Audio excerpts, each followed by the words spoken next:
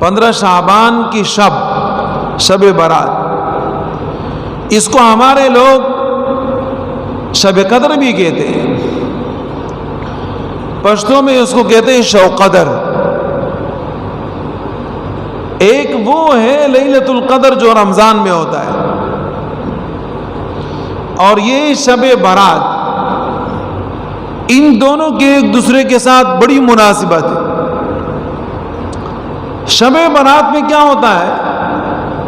شب برات میں یہ ہوتا ہے، ایک حدیث مبارکہ میں ہے کہ اللہ رب العزت دنیای آسمان میں رات کو آتے ہیں، اعلان فرماتے ہیں کہ ہے کوئی استغفار کرنے والا تاکہ میں اس کو بخش دوں۔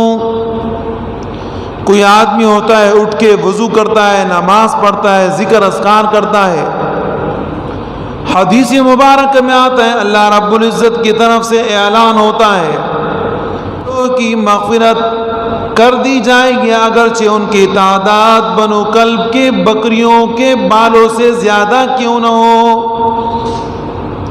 بکریوں کی بالوں سے زیادہ کیوں نہ ہو۔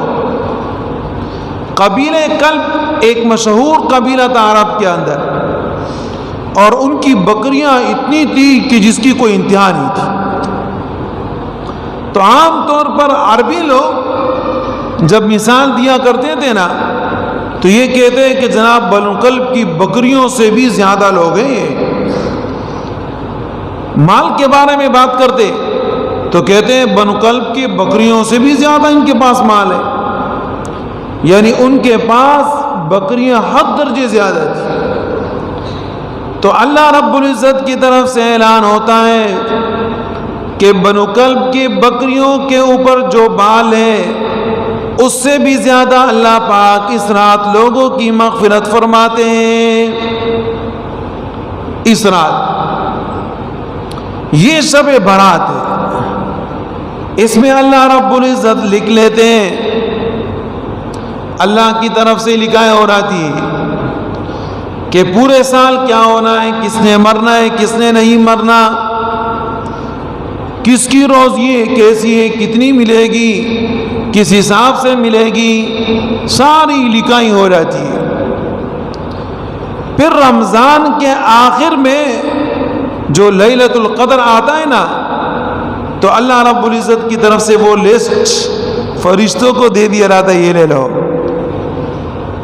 ان کے حوالے ہو جاتا ہے، پھر وہ اس کے اوپر کارروائی کرتے۔ لکھائی 15ویں شب کو ہوگی، اگرچہ ایک ضعیف حدیث میں اس کی فضیلت ہے، لیکن شب برات کی فضیلت سے انکار نہیں۔ اسی طریقے سے شب برات کو لوگ قبرستان جاتے ہیں،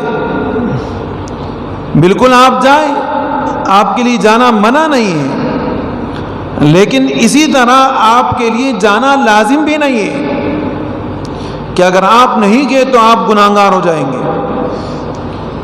نبی اکرم صلی اللہ علیہ وسلم جنت البقیع جو مسجد نبوی کے پاس قبرستان ہے وہاں تشریف لے گئے تھے، لیکن لازم نہیں ہے۔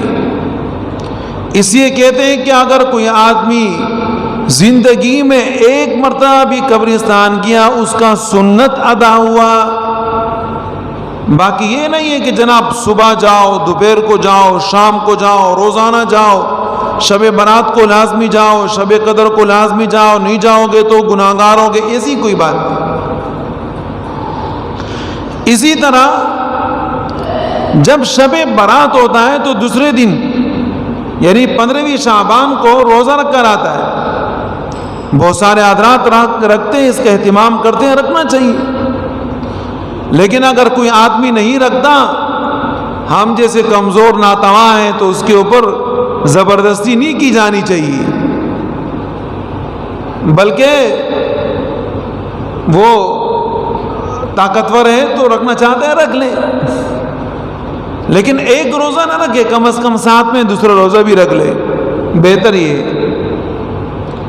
اسی طریقے سے اگر وہ نہیں رکھتا تو یہ بھی صحیح ہے، اس لیے کہ اس کے بعد آپ کے سامنے جو آ رہا ہے وہ رمضان مبارک آ رہا ہے۔ تو نبی علیہ الصلوۃ والسلام کے ارشاد کے مطابق آپ شب برات میں رمضان کی تیاری کریں، اپنے جسم کو بنائیں۔ ایسا نہ ہو کہ جناب پورے 11 مہینے بھی کھا رہے اور رمضان مبارک کے اندر بھی کھا رہے اور پی رہے، رمضان جانے پٹھان جانے، مشہور ہے۔ ایسا نہیں ہونا چاہیے، نہیں، شعبان میں آپ رمضان کی تیاری کریں۔ نبی اکرم صلی اللہ علیہ وسلم کی سنت مبارکہ یہ تھی کہ 13، 14، 15 اسلامی تاریخ کو روزہ رکھا کرتے تھے۔ اسی طریقے سے آپ ہر مہینے میں ان تاریخوں کے مطابق روزہ رکھا کریں، کوئی کباہت نہیں، سنت طریقہ ہے۔ تو اگر کوئی تسلسل کے ساتھ ہر مہینے میں 13، 14، 15 کو روزہ رکھتا ہے تو اس مہینے میں بھی رکھ لے۔ نبی اکرم صلی اللہ علیہ وسلم کی ایک عادت مبارکہ یہ بھی تھی کہ جمعرات کے دن اور پیر کے دن بھی روزہ رکھا کرتے تھے۔